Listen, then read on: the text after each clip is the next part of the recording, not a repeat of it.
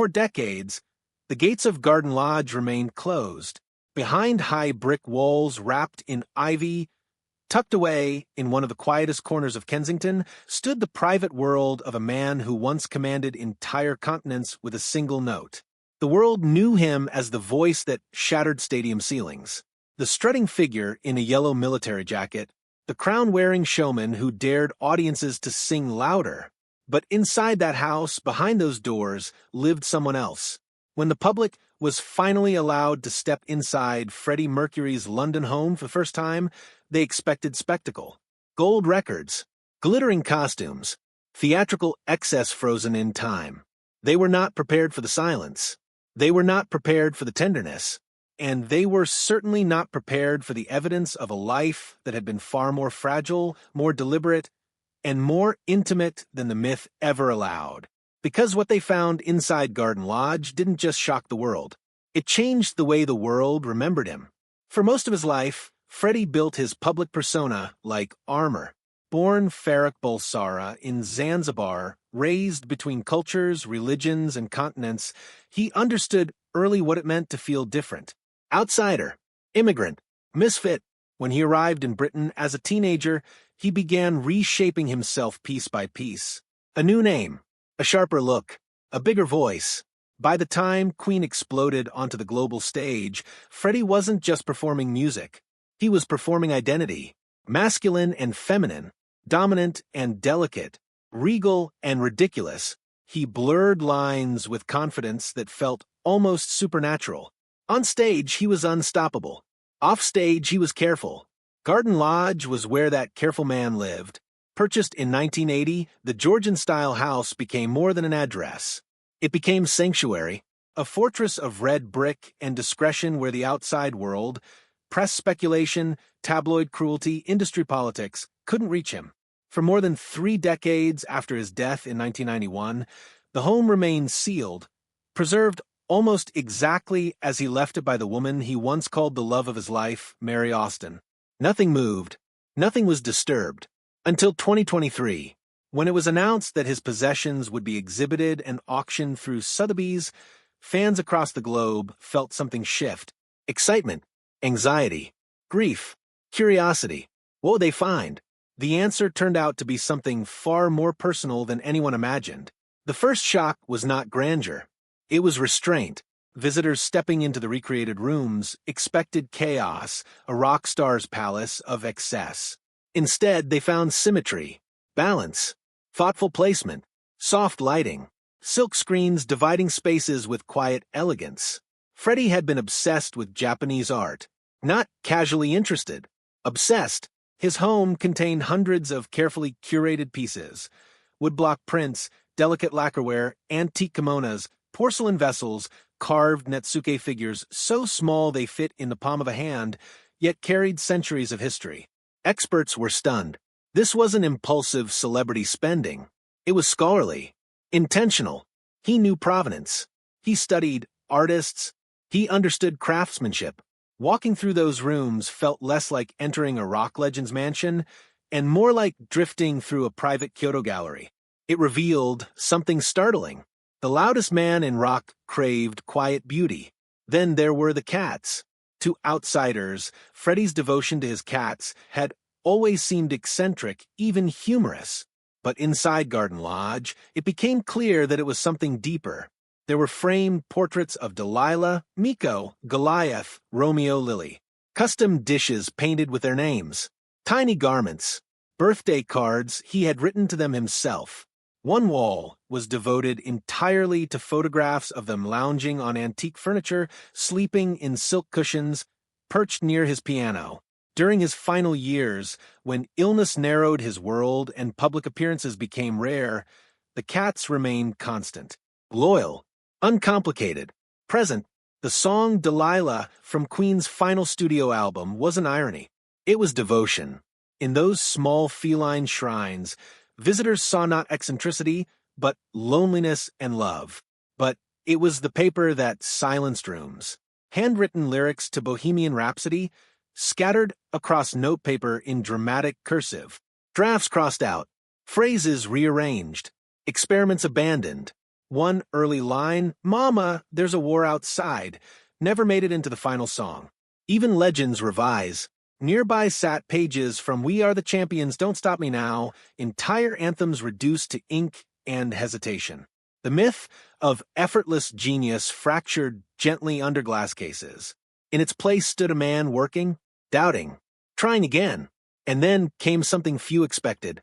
In a drawer near his writing desk lay a bundle of farewell notes. Unsent, some addressed to friends, some to no one at all, written in elegant cursive, undated, as if time itself had become uncertain. One read, "If you're reading this, it means I didn't get to say it in person. Don't mourn me with silence. Turn the volume up." There was no public spectacle in those pages, no dramatic goodbye, just quiet preparation. Visitors stood in front of that display longer than any other, because suddenly the invincible frontman of Queen felt mortal. The auction itself became a global event. For weeks, crowds lined up outside Sotheby's in London. People flew in from Tokyo, Sao Paulo, Los Angeles, Johannesburg. Some waited hours for a few minutes inside. When the hammer began to fall, it wasn't just transactions. It felt like dismantling. Freddie's Yamaha Baby grand piano, the instrument on which he composed so many masterpieces, sold for £1.7 million. The crown and velvet robe he wore during Queen's final 1986 tour fetched more than £600,000. A small Tiffany and Company mustache comb reached £150,000. Objects that once sat quietly in drawers now commanded roaring bids. Online, fans were divided. Some believed Mary Austin had honored him for 3 decades and had every right to decide its future. Others felt as though pieces of his soul were being scattered across private collections. Mary explained her reasoning simply: she was aging. She did not want the burden of preservation to pass to someone else unprepared. Freddie had been generous to her. It was time, she said, to extend that generosity outward. It was not scandal. It was transition. Still, there was something undeniably heartbreaking about watching his life broken into lots.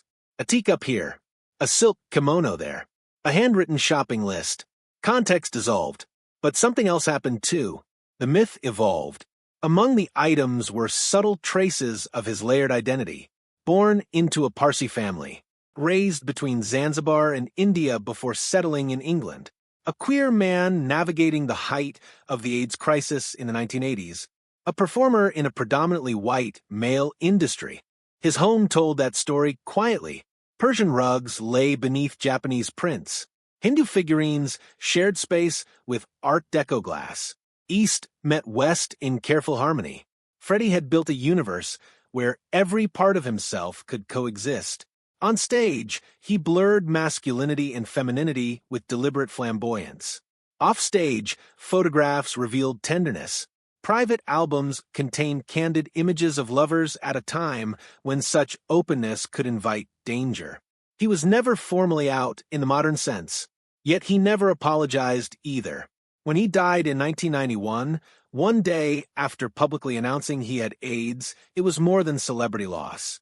It was a cultural rupture. His death forced conversations about illness, stigma, and silence. Inside Garden Lodge, visitors saw the cost of that era. They saw a man who preserved beauty fiercely, perhaps because he understood how fragile it was.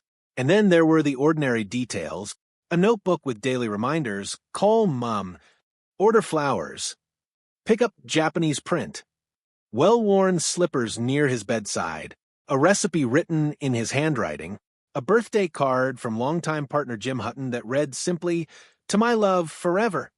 Beside it, a framed photo of Mary Austin. 2 great loves, side by side. Not dramatic, not scandalous, just real. For fans, these were the moments that shattered them. Because the shock was not excess, it was intimacy. Social media exploded with footage from the exhibition. People wept in front of his piano, whispered near his robes, compared the experience to visiting a shrine. For LGBTQ+ fans, especially, the exhibition felt like reclamation. Here was proof of a queer life lived fully, messy, brilliant, contradictory, and unapologetically artistic during an era that often demanded silence. He had built beauty anyway. He had loved anyway. He had written anthems anyway. And now, decades later, the world stood inside the rooms where he once fed cats and listened to opera records in silk shirts, dressed for dinner even when dining alone. Would he have wanted this? Perhaps he would have laughed at the spectacle. Or perhaps, as a lifelong curator of his own image, he understood that stories don't end with death. They transform. Garden Lodge was never just a house. It was a self-portrait, and when its doors opened, the world finally saw the brushstrokes beneath the glitter. Freddie Mercury once said, "I'm not going to be a star. I'm going to be a legend." He was both, but what they found in his London home revealed something even more powerful than legend. They found vulnerability beneath bravado, scholarship beneath spectacle, loneliness beside laughter. They found a man who collected porcelain and poetry with equal devotion, who kept fan letters even when unopened, who wrote goodbyes he never sent, who preserved his world carefully, perhaps knowing one day strangers would walk through it searching for him. The auction scattered his belongings across continents, but in doing so, it united millions in something deeper than fandom. Understanding. The shock wasn't scandal. It was humanity. Behind the rhinestones and stadium lights lived a person who built a world of meaning room by room, object by object, note by note. And now, decades later, as his songs still echo in arenas and headphones alike, that world continues to breathe, not behind locked gates, but in homes, museums, schools, and hearts across the globe. The doors opened, and instead of finding a myth frozen in time, the world found something infinitely more moving. They found Freddie,